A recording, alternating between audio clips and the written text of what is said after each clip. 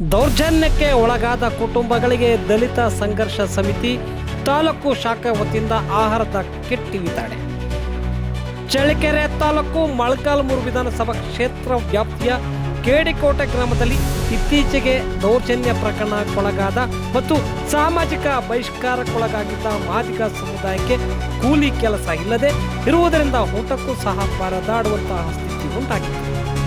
ಇದನ್ನರಿತ ಕರ್ನಾಟಕ ದಲಿತ ಸಂಘರ್ಷ ಸಮಿತಿ ತಾಲೂಕು ಶಾಖೆಯ ವತಿಯಿಂದ ದೌರ್ಜನ್ಯಕ್ಕೊಳಗಾದ ಎಸ್ಸಿ ಸಮುದಾಯದ 40 ಕುಟುಂಬಗಳಿಗೆ ಆಹಾರ ಕಿಟ್ಟು ವಿತರಿಸಿ, ನಾವು ನಿಮ್ಮೊಂದಿಗೆ ಇದ್ದೇವೆ, ನಿಮ್ಮ ಹೋರಾಟಕ್ಕೆ ಸದಾ ನಮ್ಮ ಬೆಂಬಲವಿರುತ್ತೆ, ನಿಮಗೆ ನ್ಯಾಯ ಕೊಡಿಸುವ ನಮ್ಮ ಜವಾಬ್ದಾರಿ ಎಂದು ದೌರ್ಜನ್ಯಕ್ಕೊಳಗಾದ ಕುಟುಂಬಗಳಿಗೆ ಧೈರ್ಯವನ್ನು ತುಂಬಿದ್ದಾರೆ.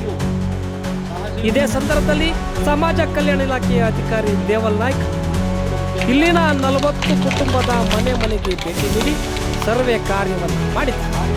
ಈ ಸಂದರ್ಭದಲ್ಲಿ ತಾಲೂಕು ಸಂಚಾಲಕರಾದ ಟಿ ವಿಜಯಕುಮಾರ್, ಸಂಘಟನಾ ಸಂಚಾಲಕರಾದ ಎನ್ ಒನ್ನುಸ್ವಾಮಿ, PR ಪುರದ ಪಾಲಕ್ಷ ಮತ್ತು ರೇಣುಕಾಪುರದ ಅಶೋಕ್ ಮತ್ತು ಕೇಡಿಕೋಟೆ ಗ್ರಾಮದ ಎಸ್ಸಿ ಸಮುದಾಯದ ಮುಖಂಡರು ಇದ್ದರು.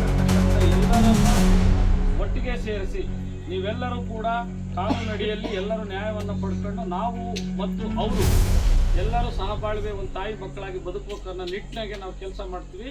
ದಯಮಾಡಿ ಯಾರೂ ಆತಂಕದಲ್ಲಿರಬೇಡಿ. ಆ ರೀತಿ ವಾತಾವರಣ ಬರುತ್ತೆ ಮುಂದೊಂದಿನ.